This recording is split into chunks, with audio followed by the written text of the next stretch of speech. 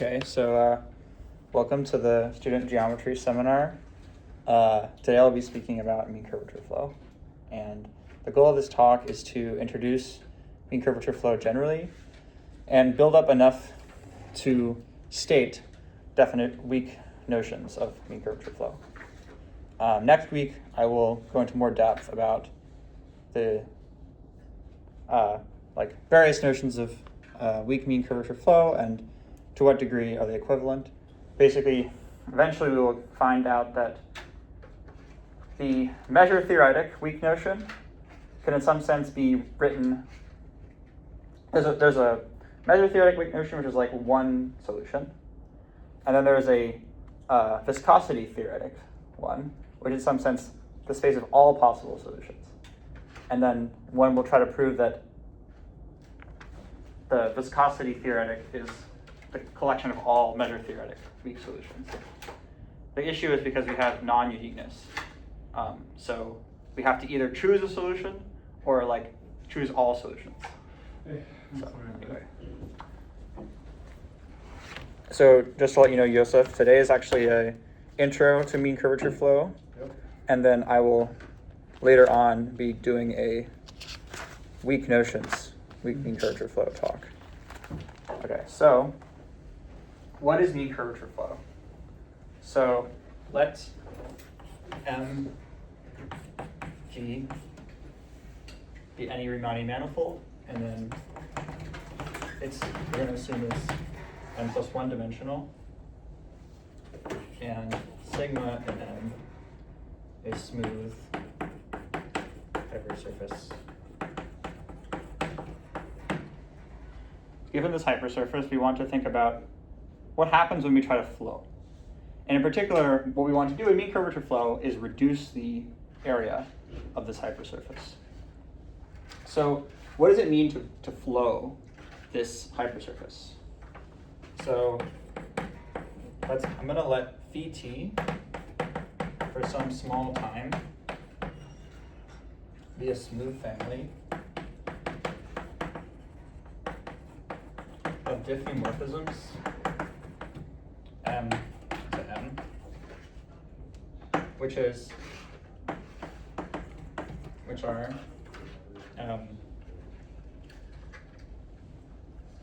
so first I'm going to say, so let U M be open and with compact closure. So because I'm taking measured volumes, I need to restrict to the finite volume case to see how it's decreasing. So I'm going to localize. I'm going to take an open set U with compact closure, and then only consider variations in that set U. So let phi t be a smooth family of diffeomorphisms M to M, which satisfy phi 0 is the identity, and then also phi t is identity outside of U.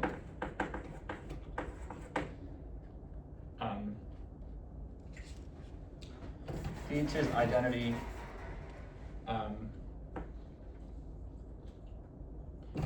I want to say that the closure of the set xt such that phi t of x is not equal to x is contained in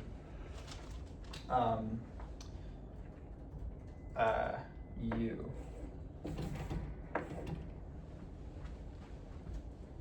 Cross.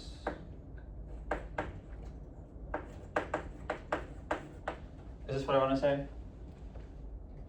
Basically, I want to say at time 0, it's the identity map, and then for any other time, it's ever equal non-identity map in a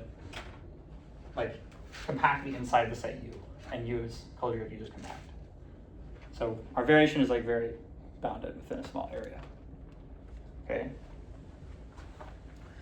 So then, what we want to compute? We want to compute the first variation, which is what people do in this field. So let's compute dt vol of m phi t of m intersect.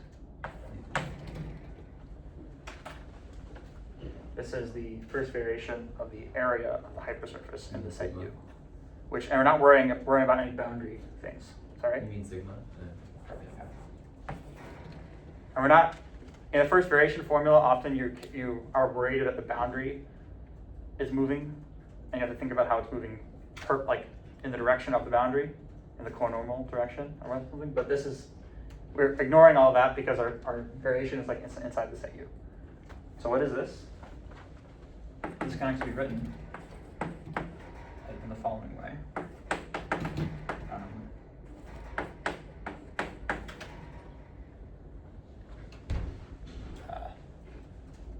So what is this? So this is the divergence of a hypersurface. So, and I haven't defined what x is. So for any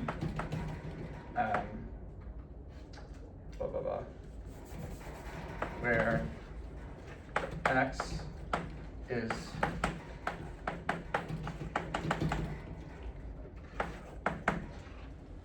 this is just the time derivative of our family of diffeomorphisms, and the divergence is the divergence of the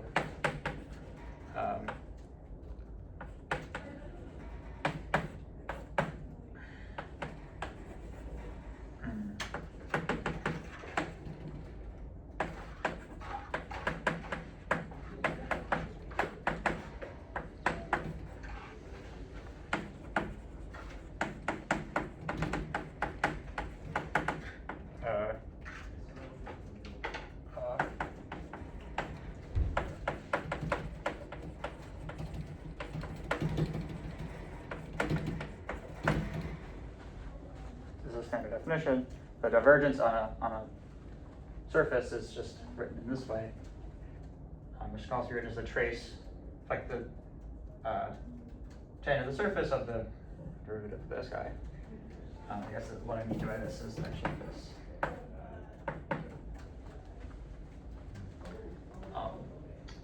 And notice I did not actually, this actually did not require that m was Rn. This is the general formula.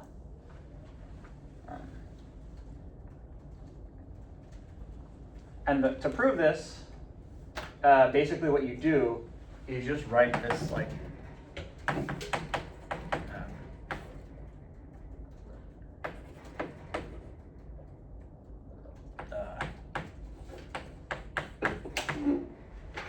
this. And then what you can do is do something like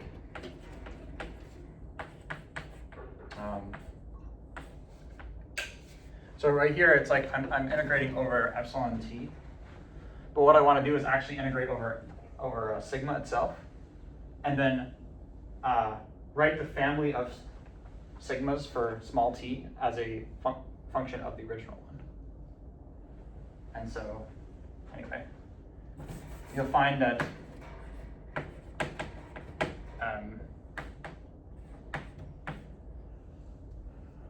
some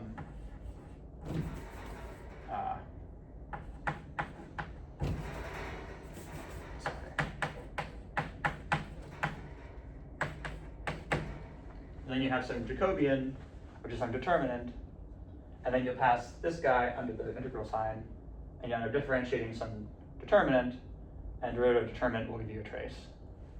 And then that's where you get a trace. Anyway, it's just a computation. The important thing to realize is that you can, once the volume form is fixed, then you can actually differentiate the volume form itself with respect to this family of hypersurfaces, and you can actually just do a computation. Okay. Any questions about the first variation formula?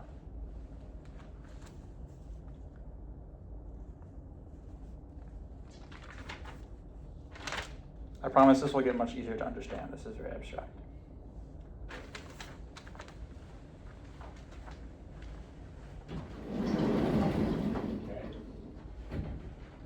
So, in fact, there's a nice way of parameterizing this. So let's instead let eta be a local unit normal to sigma,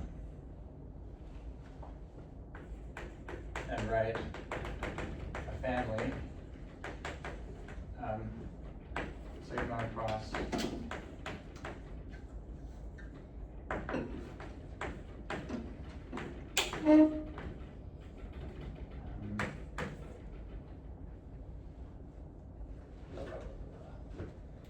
so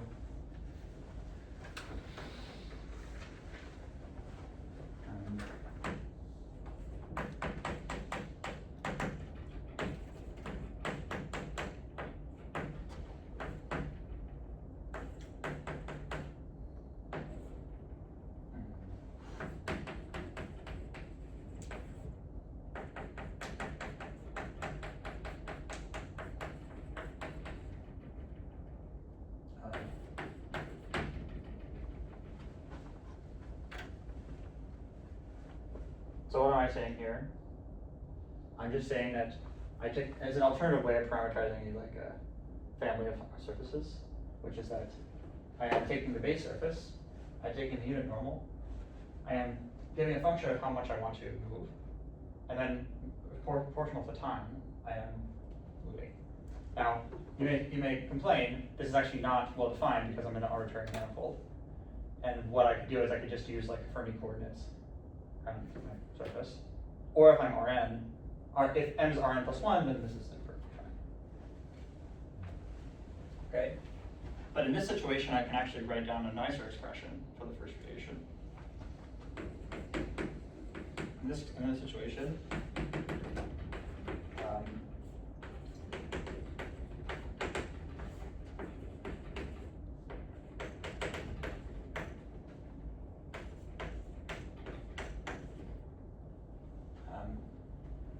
this is the formula from before, but I can actually expand this.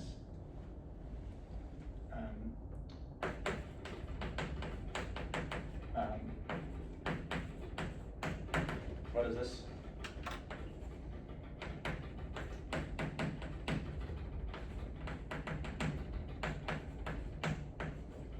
The definition. But I can use the product rule.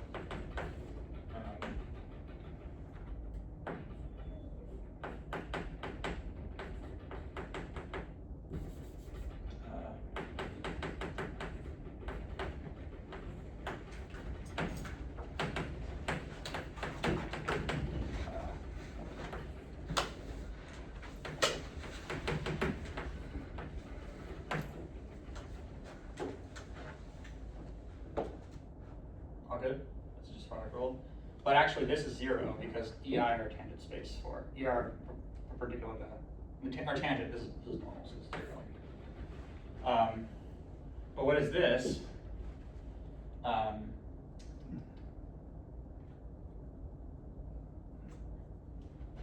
So actually this is just equal to phi div, right? So that this term finished. So this is equal to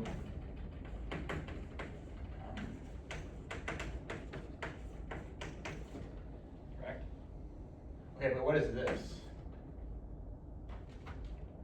This is actually, so what is going on here? But actually this, the gradient with respect to sigma, or the whatever, covariant derivative of the normal is actually negative second fundamental form.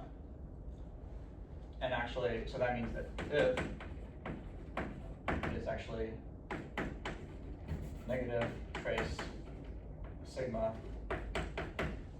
2.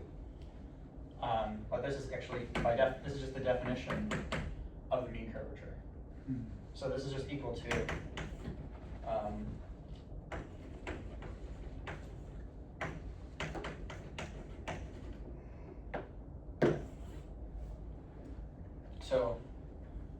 Yeah, the first variation is literally just, you're integrating the variation function, just how fast you're moving normally to the surface of the mean curvature. Okay, so this still might seem a little bit abstract, so I'm going to give some more simple examples. So what is the mean curvature? So what is h? Well, h measures the average degree to which you're curving inward to the choice of unit normal. So in R2, well, a geodesic in R2 doesn't have any curvature. So let's choose the unit normal, say this way. Then actually h is just 0. But let's consider this situation. So actually in this situation, h is 0. What happens when we translate? What happens when we do a variation that's velocity 1 at every point? It just moves at a constant speed. And so that the area is the same. The area didn't change. Okay. But what about a curve like this? This is h. So here h is actually this is normal. Actually h is positive because we're curving in the direction. And so actually here, what happens when we evolve this unit speed along the normal? What actually it kind of goes in, right? And so actually, I suppose we have a circle. We're evolving inward. Well, okay, the total length of this curve is going down, which is correct because we had a minus sign. Okay. Similarly, if you're pointing outward, then h is negative because you're curving away from the direction. So then the volume goes up, which is also consistent with the formula. So I always forget which sign everything is, so just remember the simple example, and it will help you remember the sign of everything.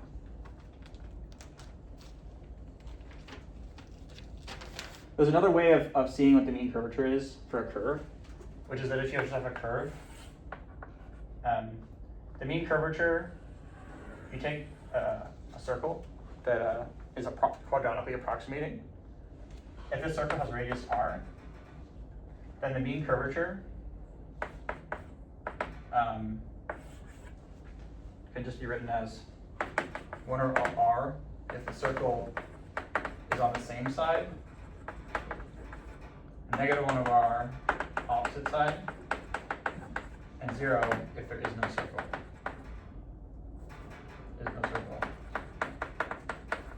So in this curve,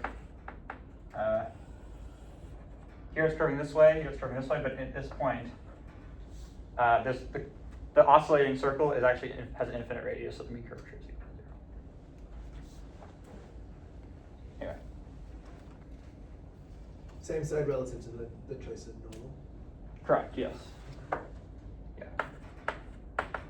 So more generally, this is the scalar mean curvature. But then often people will write,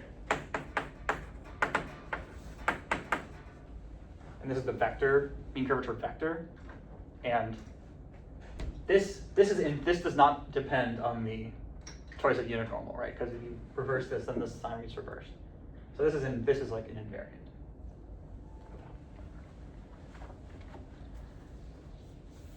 Okay. So what am I trying to do with mean curvature?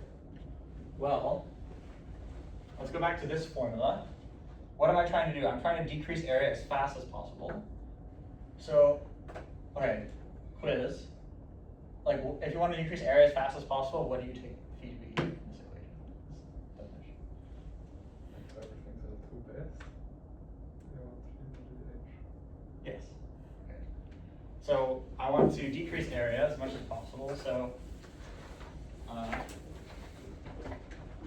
to decrease area, take phi is equal to h. And that's the mean. That is the most natural way to define the mean curvature. Now you may say, why do you not take p equals alpha h or some alpha positive? In fact, there is no reason why, but actually if you rescale the metric by a constant, it becomes this. So we're just going to choose alpha equals 1 arbitrarily because it doesn't matter. And then, okay, you might ask, well, actually, what if you wanted to increase area? Why do you want to decrease area? Well, you take phi equals negative h. Well, like in principle, like you can do this, right? But in fact, PDE does not like this. And if you try to decrease area, we have like nice parabolic PDE with like existence, smoothing properties. If you try to increase the area, basically arbitrarily bad things can happen. It's not parabolic. So we're not going to try to increase area, we're going to try to decrease area. That's what curvature flow is. I mean, there is something called the inverse mean curvature flow, but that's also out of the scope of this talk. Yeah, question? Yeah, what about the inverse mean curvature flow? It's also parabolic, right? Well, the inverse mean curvature did not take phi equals minus h, but essentially took phi is like 1 over h. Okay. So it's also area decreasing, but in a different way. Yes. Okay, that's really weird. Yeah, I mean, I guess like what you wanted to do is like, instead of you wanted to decrease area at a constant rate, so you wanted to cancel out to h. Yeah. But I really don't know much about inverse mean curvature flow. But there are some times when one would prefer to use inverse mean curvature flow, and Otis would know something about this. Sorry? It's very nice for mean convex surfaces or something like that. Yeah, I think so. That's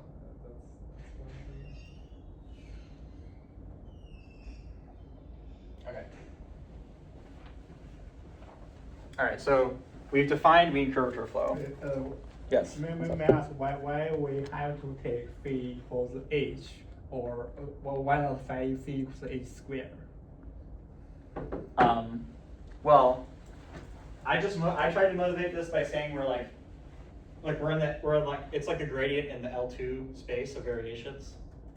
So it's the gradient flow in the L2 space of variations of like our surface with respect to the area functional. I don't see why not, but I assume that you can make slight modifications to this equation, and sometimes it will become good, and sometimes it will not be good. And I don't know exactly why. Does anyone have any? Does anyone know about this? I actually don't know. It's a modified gradient descent, right? Like people do this in real life if they do other optimization problems. Yes. I mean, maybe we can do mean curvature flow with momentum. I mean, why not? But like I've never seen that actually. Oh no, wait, we can. It's called harmonic lens, right, or something like that. Is that what it is? I think so. I mean, it's the same functional, but you use it as a Hamiltonian instead of try to minimize it. Okay, like I think there are a lot of flows one could potentially consider on the space of hypersurfaces of manifold, and like there's a lot of things you could do. This is like one simple thing you can do.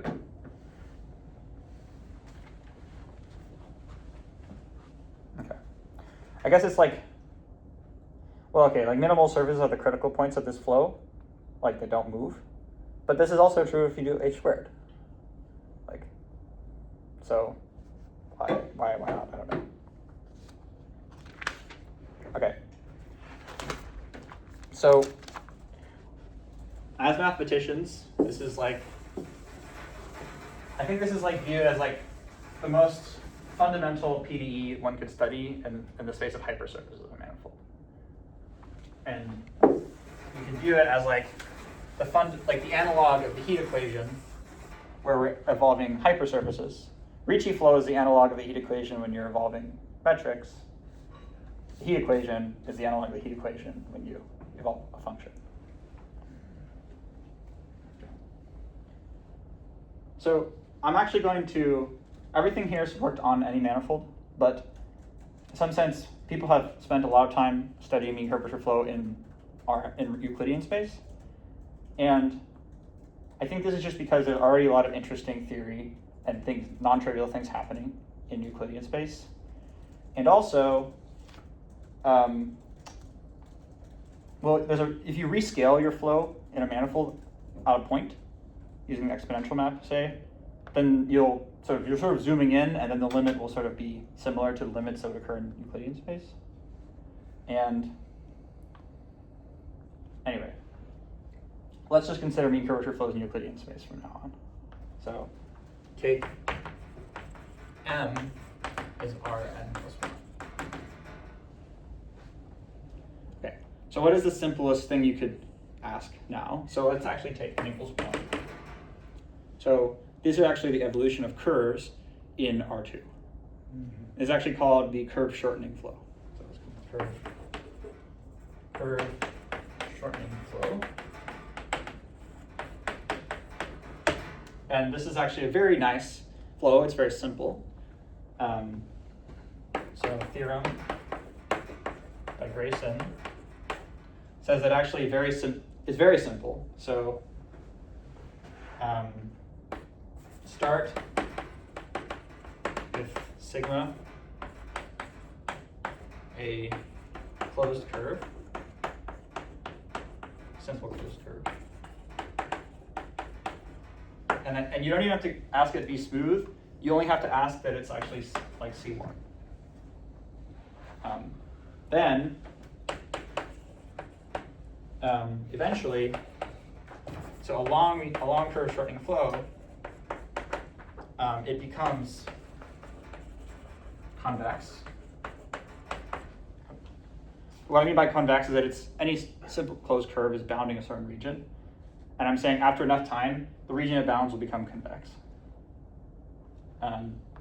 And after it's convex, it'll actually continue to evolve.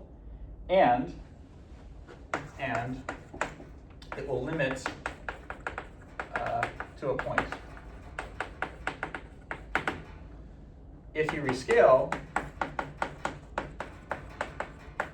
so it's getting closer and closer to a point, but let's actually just rescale that such that it's like fixed radius. It actually converges to a circle. So it's very simple what's happening. Okay, so how fast is it converting to a circle? So lemma. So consider phi t closed simple embedded curve in R2, and let A of t be the area enclosed by gamma t. Then d by dt of t is negative. And the proof is actually very, very simple. So the proof is just, so a prime of t is integral over gamma t.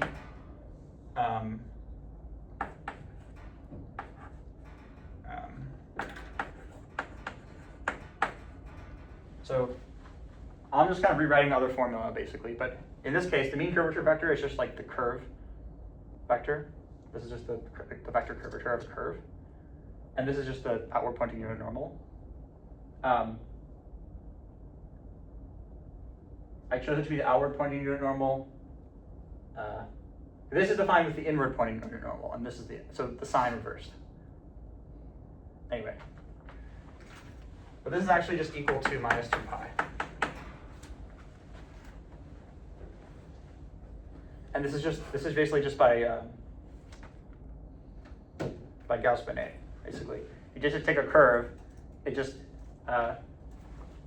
this quantity just measures how much it's just turning around the curve. So it's just minus 2 pi.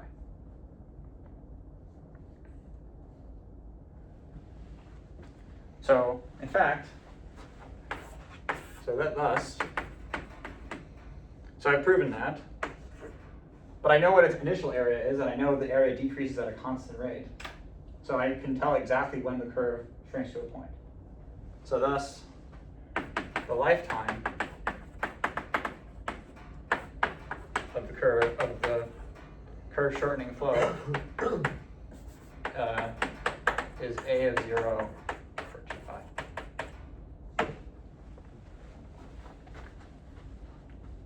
So in fact, in this example, it disappears in finite time. And that's actually what you usually expect in mean curvature flow.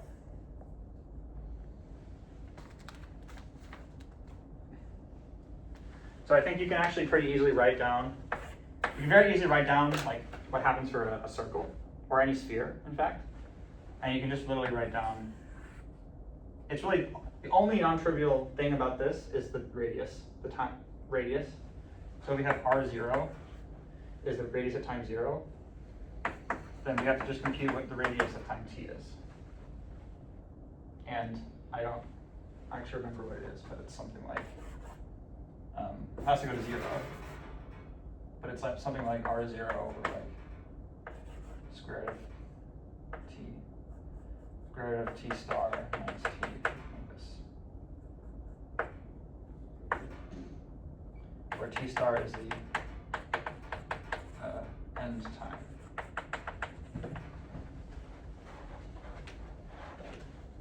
I didn't write down what this was, but it's some constant times this. So basically what's happening is that when t approaches t star, it's vanishing, so the radius is going to 0 there. On the rate that it's going to, it's like is a square root of the time. And this time in some sense being the square root of space is always occurring here in the parabolic equations. Because basically a parabolic equation is something like dt is like some, like this. But this is second order, this is first order. So this is like the square root of this, in some sense, like very, very big. Yeah. Wouldn't that blow up? Yeah.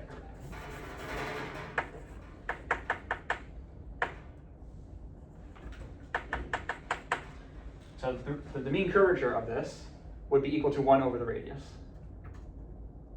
So, sorry, yes, That makes sense. You're correct, yeah.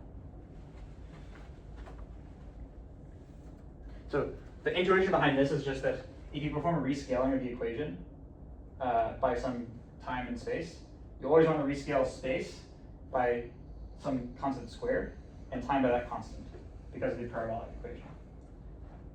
And that just immediately gives you that this is the right model for self-similar solution. Okay.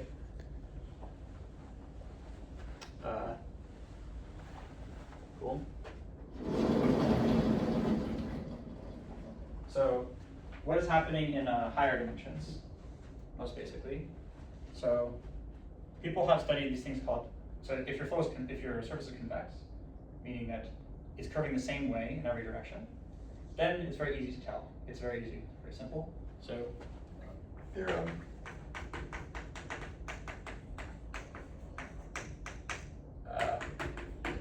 If I'm considering not the curves anymore,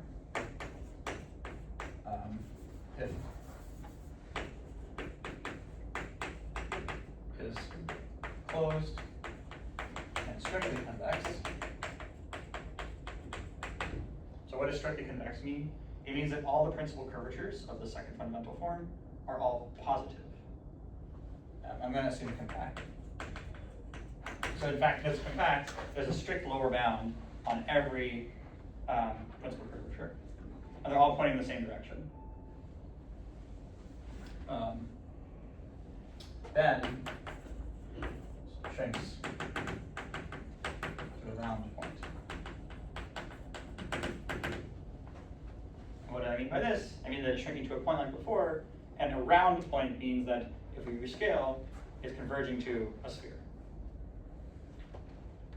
However, this is very much not true anymore. It's very much not true, something like Grayson's theorem, that any initial condition will eventually be convex. Completely wrong. The simplest example is just a dumbbell So as a curve, this will like actually smooth out, but in R3, this will actually give you something like, it'll actually sort of pinch off in the middle. And then, so this is sort of the initial singular time will be like, it'll either be a point like this, it potentially could be like a line, actually. And then if you try to continue the flow in a weak sense, which we haven't even defined what that means, eventually it'll just kind of like have two different pieces. But then maybe actually each of these two pieces then becomes two spheres. And then it just shrinks. So a large part of the theory of mean curvature flow is like wanting to exactly understand these kind of singular times, singularities going on.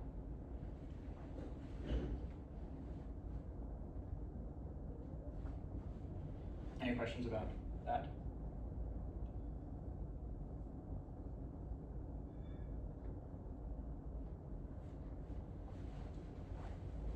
Okay. So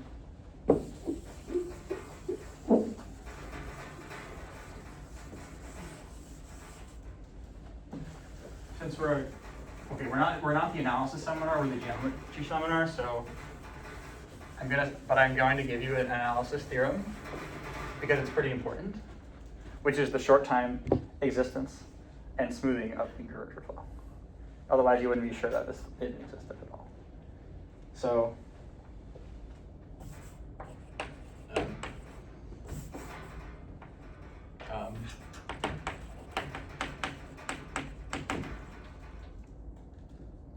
let's see one.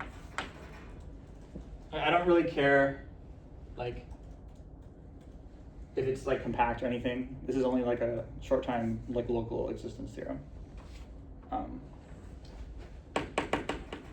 But presumably the existence time, it cannot be uniform in a non-compact initial condition. Yeah, it's gotta be. There's gotta be some condition on it. It's not compact, right? Yeah. So let's just say it's compact. Yeah. Why not? If it's closed.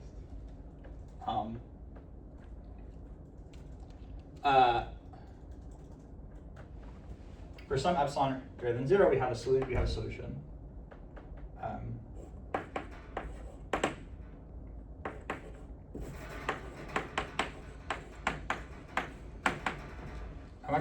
This is actually true for manifolds, so I'm just gonna say it's M. I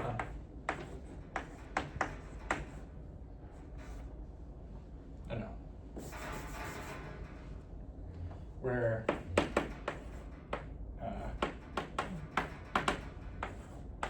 so it satisfies the initial condition at time 0, it's the same thing. And it's actually C infinity on,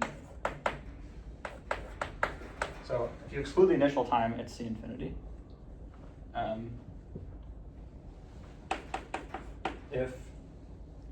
So this is stability. So if phi I converges to phi in C1, then epsilon is uniform in the sequence. And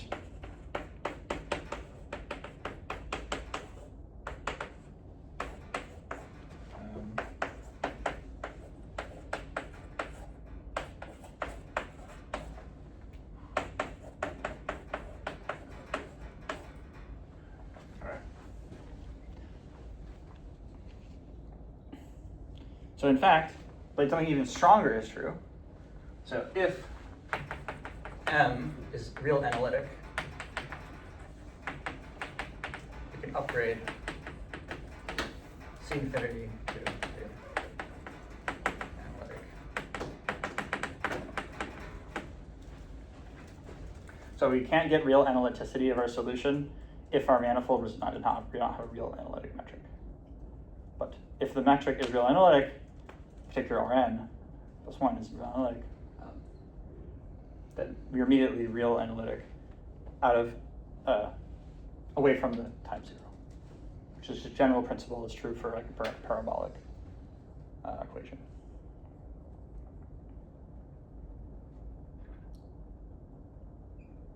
But this is just for short times. Any questions about like I don't know. People call this like existence stability and smoothing, I guess. What would it be called?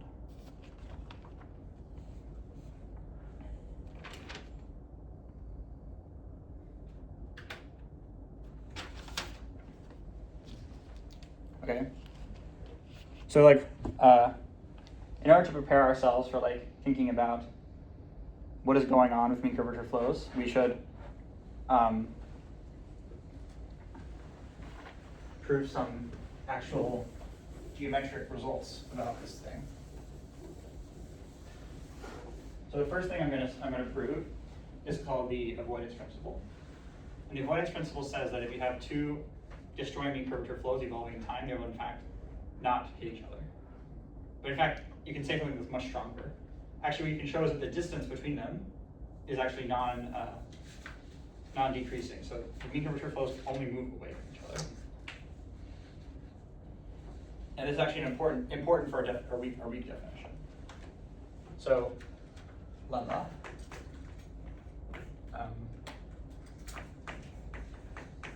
So in this lemma, M can be like any compact topological space. Okay, no, it has to be like a manifold actually, so you need to differentiate something. Sorry.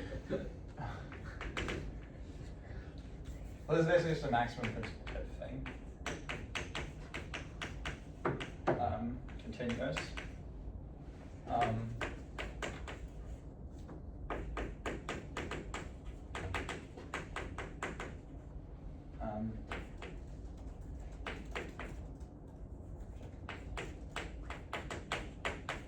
So I'm just going to take the minimum in time, like for each time slice, over all the points in space. Suppose that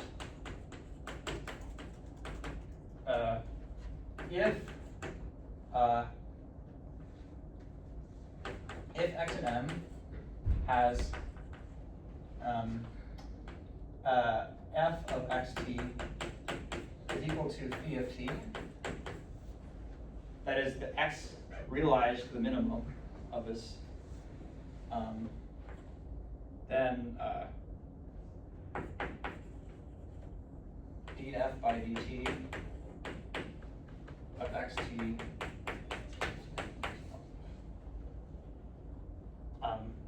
so I'm saying that this derivative exists in particular and is non-negative. So that's the hypothesis of the lemma. So then phi is non-decreasing. It's just like sort of a basic like maximum principle type of thing. And the proof is actually very simple, but this is like somehow very important, so I'm gonna write down the whole proof.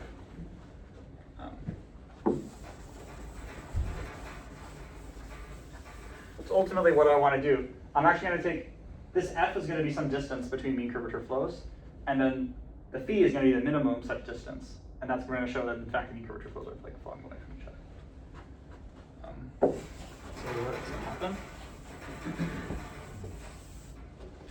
So proof.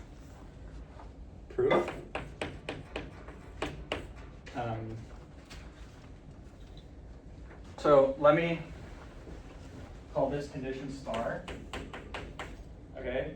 But in fact, I'm going to write a different condition called star that actually says this is strict. Then, so if star holds,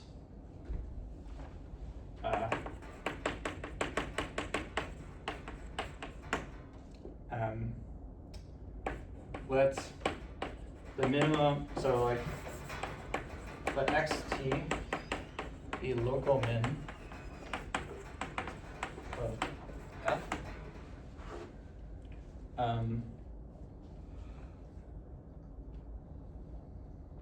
Then, actually this isn't true, being a global min. Then phi of t is equal to f of xt. So the global min, so in particular, it's the min on this slice. Thus,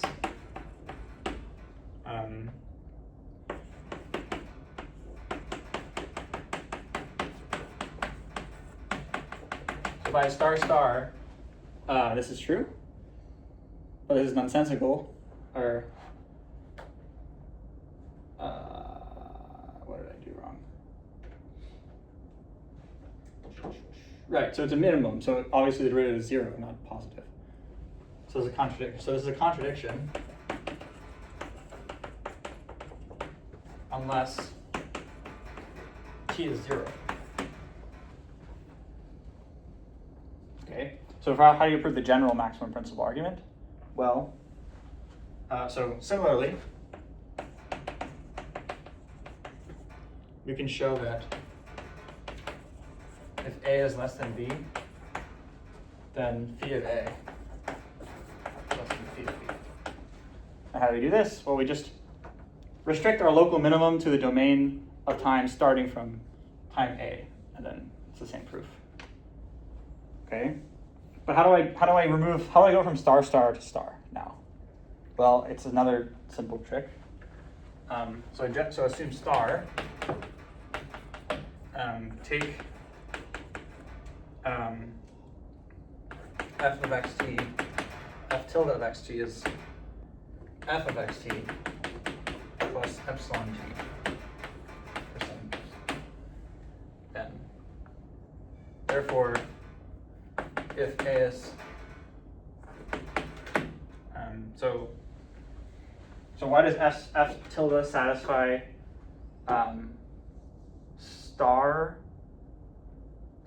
Okay, if f satisfied star, then certainly f tilde satisfies star star because we have additional epsilon t growing. Does that make sense? So therefore, if A is less than or equal to B, we get that phi tilde of A is less than phi tilde of B. But that means that phi of A plus epsilon A is less than or equal to phi of B. So epsilon of B. Take epsilon to 0.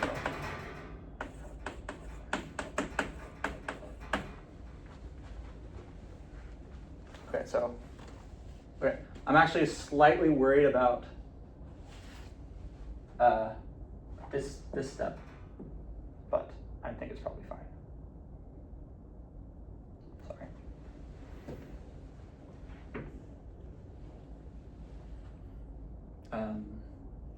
How much time do I have? A little bit.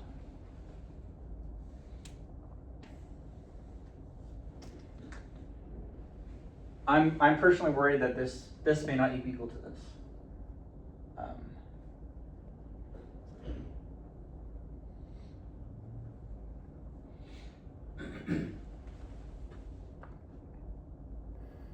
Sorry. Phi of A. But it's probably, I think it is equal because on the slice that you're fixing, the second term is constant. So you always pick up epsilon on A or. Correct. So you're just comparing the. Correct. base Yeah. part. So it's the point. Yeah, exactly. The point is that t is fixed on the slice, so that the minimum doesn't affect. It's not affected by any variation. But yeah, if it was not constant on a slice, this would definitely not work. Thank you. Okay. This is just a proof from Brian White's class. Otis has notes on mean curvature flow, class taught by Brian White, and this is just something Brian White presented. So how can I use this to prove the avoidance principle?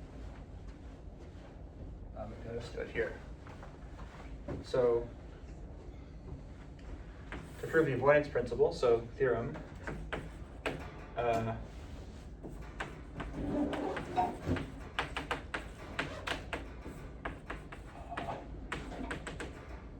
Compact disjoint, then dist. These are both mean curvature flows, and I just want to say they're compact and they're mean curvature flows, and they're disjoint at t equals 0. So in fact, I'm going to conclude they continue to be disjoint. So how am I going to do that? Well, I'm actually going to show that the distance of epsilon t0 is non-decreasing.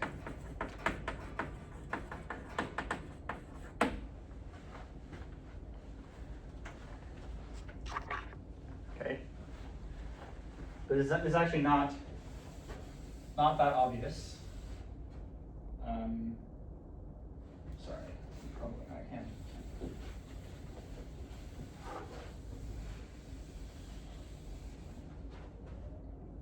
So how do I do this? So let f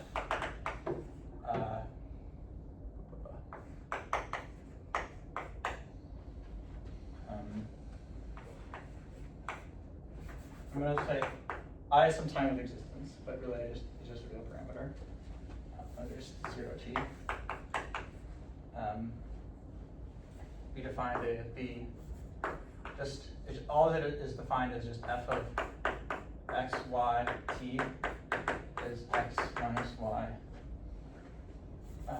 Sigma 0 t minus sigma 1 of t squared.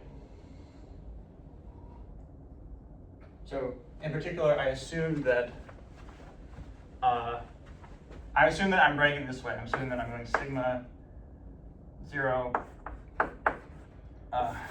Sigma 0 plus.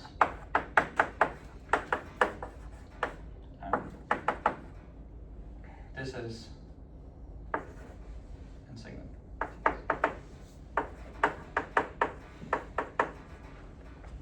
So I'm assuming a fixed parameterization of the mean curvature flows. Is that all right? And we're assuming that we're moving normal time.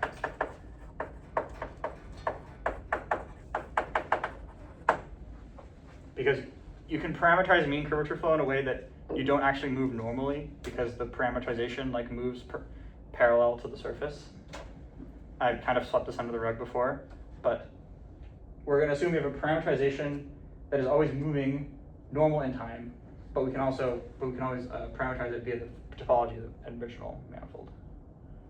Sorry for all that, but somehow I need all of this to make the proof work. So you're parameterizing sigma naught this way, then sigma 1 presumably you have no control over. Sigma naught and sigma 1 are both being parameterized this way, independently, Okay. to start out. Okay. Oh, and you can do that because they're disjoint. I could do that no matter what. They don't have to be disjoint. You can just pre-parameterize by a diffeomorphism to get rid of the tangent. Sure. Yeah, you could do that. Is this sigma superscript t? Do you mean sigma superscript 0 sub t? Is that okay? Correct. Sorry. Okay, let's get to the actual meat of the theorem, not these notational problems. My bad. So what do we want to do? So then as before, p of t is going to be min for x and y of f of x by t, which is actually the dist of sigma 0 t sigma 1 t squared. Okay, so I have to verify that it's condition star from before it holds, and then I can apply this maximum result type thing. So assume that we have x and y and t, and phi of t is f x y t. So geometrically, what is happening? It's saying at this time, we have these curve. Let me just draw curves. At this time, this is the set of x. This is x, and this is y, and this x and y are the two that are the closest possible among any possible pair of curves. Well, in fact, what happens? You sort of realize that okay, actually x kind of has to be actually if you move these towards each other, the whole idea of the proof is that if you then move them towards each other, it's going to sort of be like this. Okay, but I'm getting ahead of myself.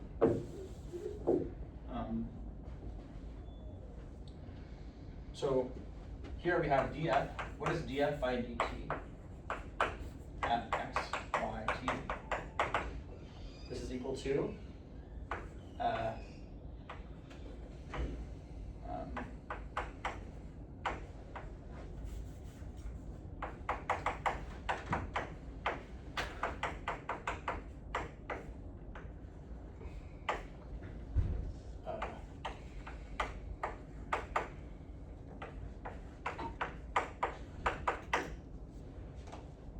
and nothing interesting happened here. I just like differentiated this thing. But this is equal to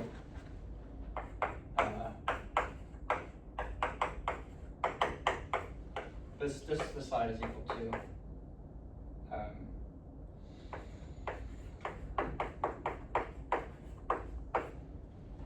really what I want to find is just the difference between the two vectors. Because I assumed that we're moving normally in time because we parameterized by diffeomorphism, or just constructed that way. Actually, we have to do that. I think we can make it like that. So we can write like this.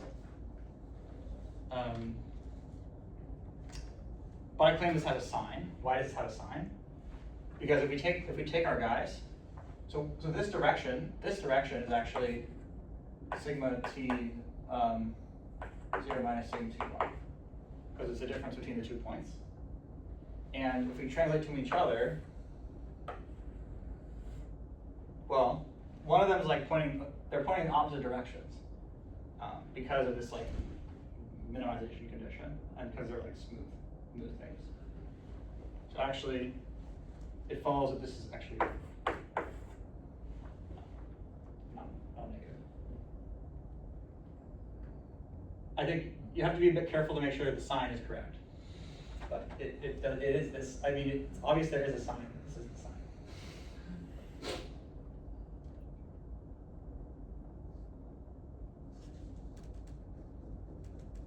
I mean, maybe like even more intuitively, like what does mean curvature flow do? It flows like it sort of flows in the direction it's curving, right? So this guy's curving this way, this guy's curving this way. So clearly, like, this guy's going to move this way, and this guy's going to move this way. So they're moving apart from each other. So the distance should actually be increasing. So that's basically what it should. Okay, so that actually shows us that our mean curvature flows are never going to touch each other. So we can actually do some viscosity-like things with them. So how much time do I have? Okay, I'm sort of running out of time. But okay, I was actually going to introduce the graphical flow, and I was also going to introduce Huisken's monotonicity formula. And then I was going to define the brachyflow and level set flow. Maybe we'll leave brachyflow and level set flow for next time. But I am going to I am going to write down the monotonicity formula. When do we have next time? I am going to do another talk next week if you want to come. I'm going to finish up the weak notions of mean curvature flow. But I'll be very fast. Let's write down the Huisken monotonicity formula. So if you study minimal surfaces, you will recall there's a monotonicity formula. That kind of like bounds the local complexity. And there's a similar object for mean curvature flow. So fix, if we fix some x naught t in Rn plus 1 cross R, we're going to write this thing called a Gaussian density, which is written like this.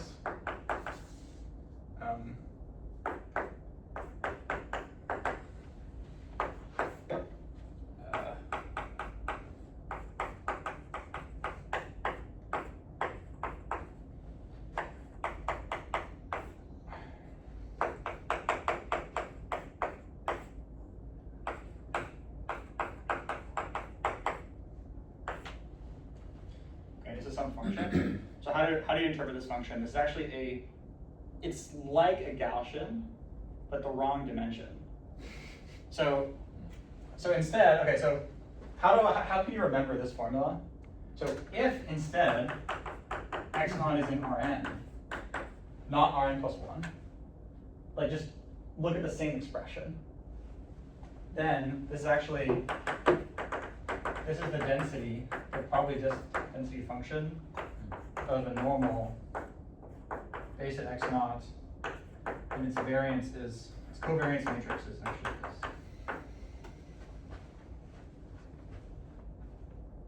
You can check that's true.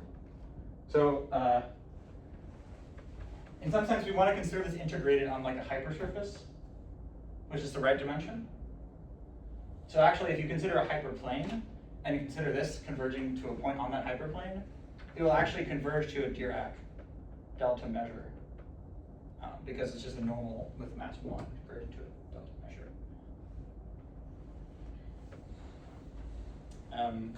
So since I'm running out of time, let me just state the Hurston monotonicity formula.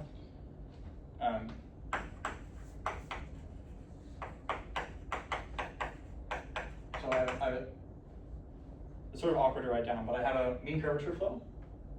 I want to fix a base point around which I'm going to consider monotonicity properties.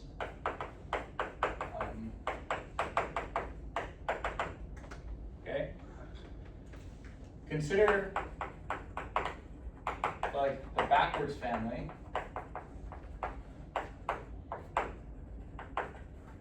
Which is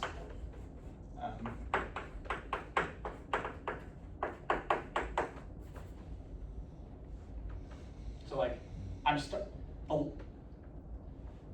have to reverse time for this function to make sense. So like when little t is 0, we're at t naught and sort of global time. And as t increases, we're moving backwards in time in our mean curvature flow. Then d by dt of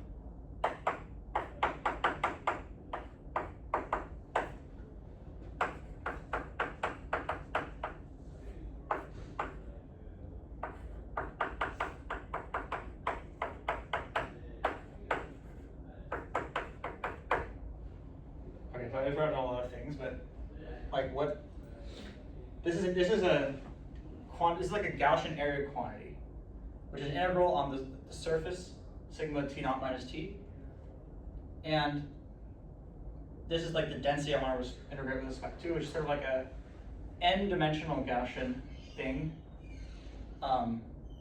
based at this point, which like expands in time. And I think actually, if you consider this in Rn, this is actually the heat kernel in Rn. Is this correct? So if I can integrate the reverse heat kernel against the surface, the mean curvature flow going reversed in time, then the quantity actually is increasing because this is an integral of a non-negative quantity. But I actually have an expression for what it is.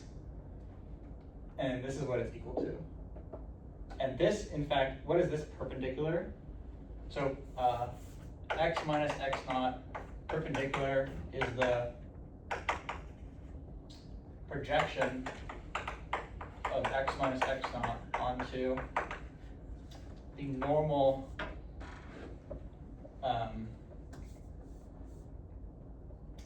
I think it's the normal to the surface at x naught t naught like of sigma. So the time t0 minus t.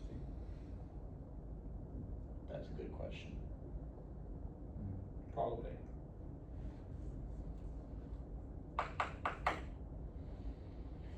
Actually, I should check that. That should be because Yeah.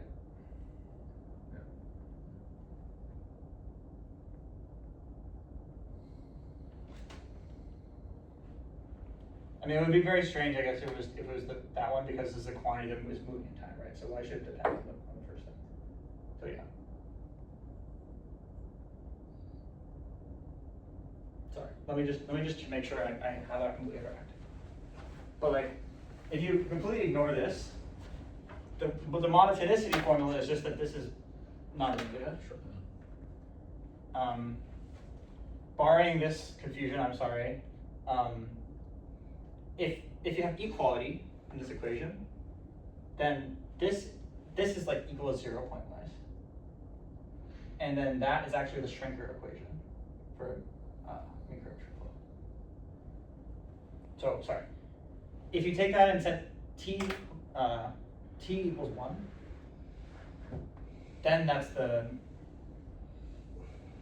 Am I saying this wrong? Should this be? I think this should be t. Am I crazy? I think this is wrong. Right?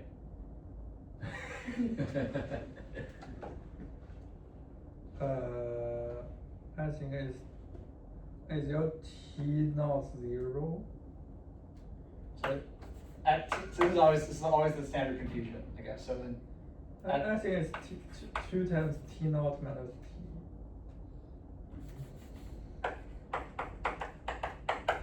Okay, whatever. I'm really getting confused between t naught minus t and t. So sorry. Oh, it still does not look like. I think I just said things correctly. If you set this equal to if you require equality basically, and you're at time 1 before the singularity that we're considering at x naught t naught, then it's then that's the Schrenker equation. So when you say equality, do you mean that the left-hand side is equal to 0? Yes. Okay. So Schrenkers achieve equality in the Huisken monotonicity formula.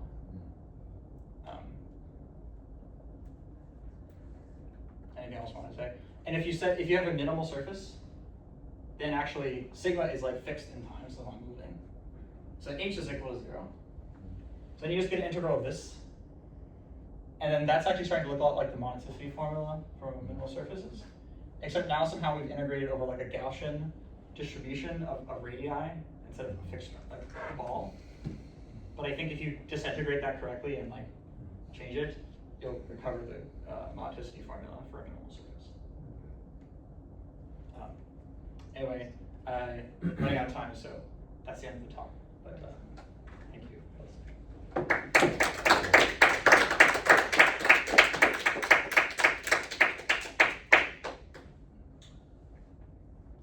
Yeah, I need to. Any questions or like I'll need to fix this formula. I'm So, confused. but Yeah.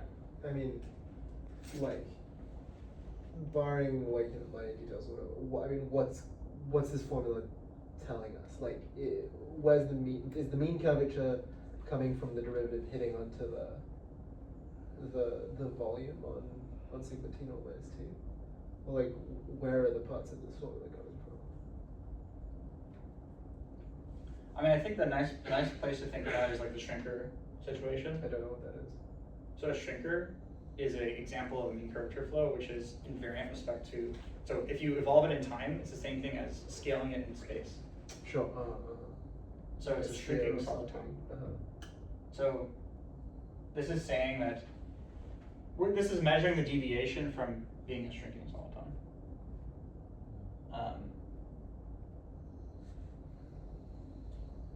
I don't have a great intuition for what it is exactly. I mean, it also kind of depends on the sort of sizes of these respective terms. So like in the proof of the multiplicity 1 conjecture by Bandler and Kleiner, they actually analyze this formula quite intensely and look at regions of the surface where this is like very small. So then it says something quite different from if this was actually very big and so small. So I think it depends on the sort of geometry, like sort of the regime of geometry that exists is currently occurring in your mean curvature flow. So the takeaway